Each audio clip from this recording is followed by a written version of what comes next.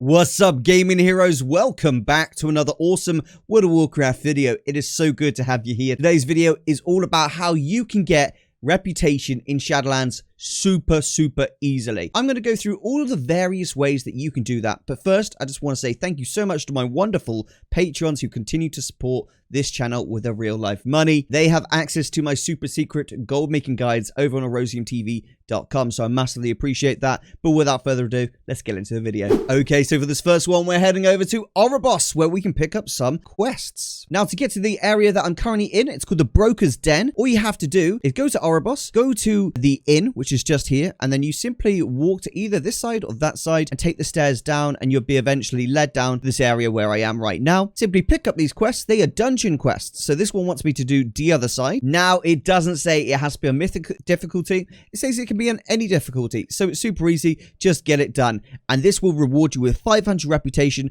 with each of the factions. That's super useful, and I definitely suggest you do that. This one's Spires of Ascension, and these are weekly quests. They give a 350 anima, so it is definitely worth you getting these done. Boom. I can get those next week as well. This next one, I highly suggest that you download an add-on called World Quest Tracker, and the reason for it is it's going to involve world quests and basically checking where all the world quests are. Having a World Quest Tracker just allows all the information to be in one spot. I'll show you now. So when I open up the map, I immediately see where all my anima missions are, where all my gear missions are, and where all my reputation, gold, pets, and things like that. So I've got my reputation right here. So I know if I wanted to get some reputation with the Ascended, I know exactly where I need to go. And the same for, Court of Harvesters. And there's even one here as well for Death's Advance, which is over in the Moor. Definitely worth doing your world quests and using a world quest tracker in order to do that. Doing your world quest is such an easy way. It only takes, 2 to 5 minutes per world quest, and you get an absolute banging amount of reputation. Definitely worth doing that. This next one involves simply going to the auction house and buying yourself some contracts. Now, you can get a contract for each of the reputations in Shadowlands. So that is the Ascended, the Wild Hunt, Court of Harvesters, Death's Advance, etc, etc.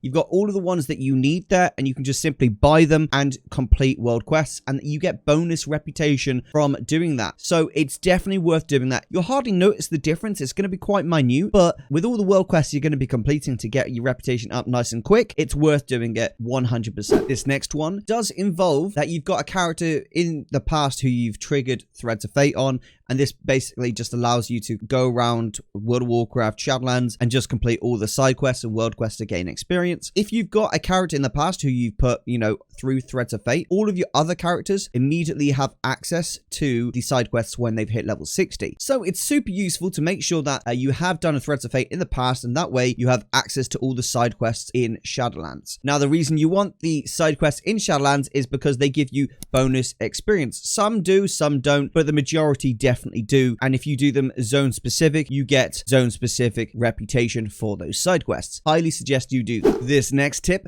involves simply using the Shadowlands mission table. If you didn't know already, the Shadowlands mission table is actually completely different to previous expansions. It's not as easy as leveling up your characters and just doing all the missions. You actually have to level up your mission table adventure level. This isn't, an anima upgrade thing that you have to do. You can upgrade your mission tables to make them slightly more efficient using anima. However, you also have to level up your adventure level on your mission table. I'll show you just now. So this is your adventure level just here, and your adventure level will change the reward bases that you get from your mission table. So the lower this level is, the least rewards you're going to get. But the higher this level is, the better rewards you will get. The higher level this is, the better reputation level you will also get. So as you can see on this character, I'm pretty much exalted with everything, and I get exalted all the time on all my characters just because doing the mission table every single day, you can do it like every 3 hours. Look at these missions, like 3.5 hours I can go on another mission.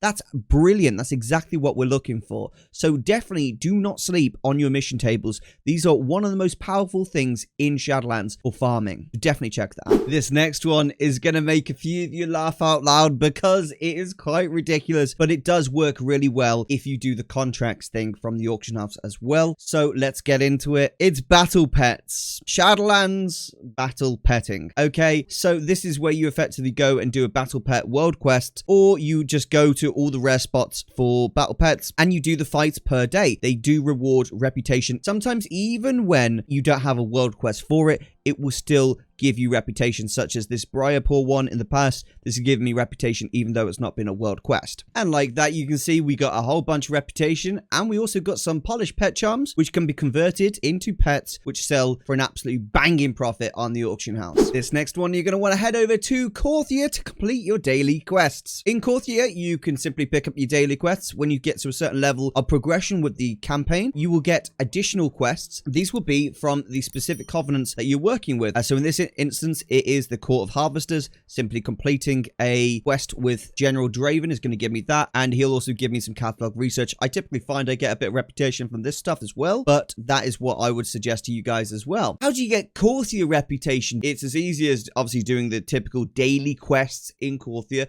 making sure that you do your weekly quest as well. This weekly quest obviously gives you reputation, renown, and anima, which is super duper power trooper. Then you obviously get all of these typical daily quests. If you're using an add-on such as Tomcat Tours, you can see bonus objectives across the map, which gives you codex reputation in the form of codex. It's so weird how that catalog research thing works. Now, if you are using Tomcat Tours, you will notice that there's like extra things across the map that just allow you to see where, for example, like there could be mushrooms, there could be a bonus objective where you have to run one of those dogs into a tree and then suddenly an egg drops, which is just over here somewhere. There's a bonus objective here where you got to feed tasty mushrooms to Dark Maul. It teaches you basically how to get all the mounts as well, which is super useful because each of these gives you bonus catalog research. Past that, once you've done your daily quests and you potentially done your weekly quest as well, you want to then grab yourself a Rift Stone. Why do you want to grab a Rift Stone? I'll explain to you right now. So I've got a Rift Stone right here, repaired Rift Key, and I'm going to head right now to where we can use it. Okay, so if you come to this location in Korthia, you're able to use your repaired Rift Key. Simply clicking the Rift portal will give you access to the Rift. Now, when you're in the Rift, if you have the add-on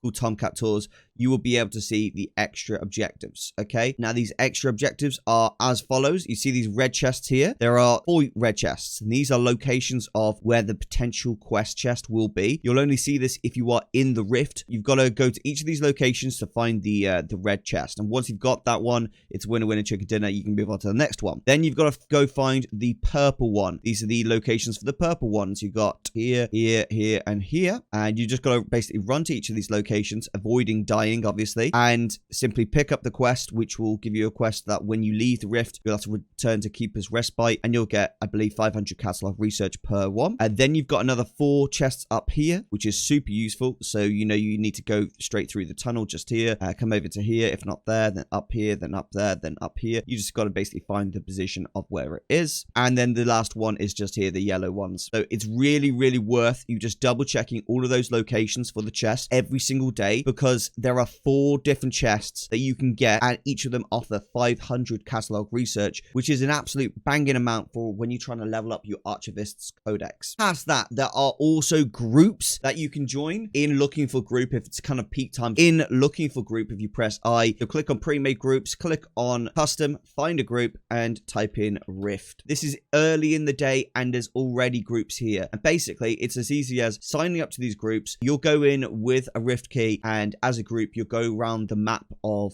Korthia and the Moor, and you'll just slay any elite mobs. So this will allow you to power level your catalog research way, way quicker. Thank you so much for watching today's episode of how you can get reputation in Shadowlands. I will update this video in the future as the 9.2 new zone comes out. I'll make sure to drop a little guide on how you can do it in that one as well, and any potential changes that they make to Shadowlands. I really, really, truly hope you enjoyed this video and you found some value in it. If you watched up to this point, please write elephants like big pink shoes in the chat, and I'll know that you watched all the way through.